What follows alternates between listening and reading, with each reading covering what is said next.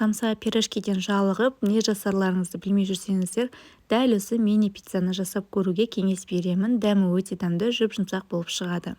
Ең алдымен жылы сүттің үстіне қантымызды, тұзымызды, ашытқымызды және сұйық майымызды қосып, жақсылап бір араластырып, одан кейін ұнымызды салып, жұп-жұмсақ қамыр илеп, оны 1,5 сағатқа тындырамыз. Көтерілген қамырымызды алып, 12 бөлікке бөліп, домалататын боламыз. Бөлінген қамырларымызды аламыз да, осылайынан оқтаудың көмегімен жұқалап жайып шығатын боламыз. Соус ретінде кетчуп, майонезді қолдансаңыздар болады. Соусымызды бетіне жағып, салмасына кірісеміз.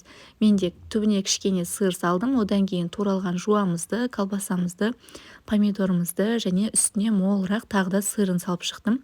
Сіздер салмасын өз қалауларыңыз бойынша жасасаңыздар болады. Қызып тұрған 180 градус пеште 20-25 минутта пісіріп алатын боламыз.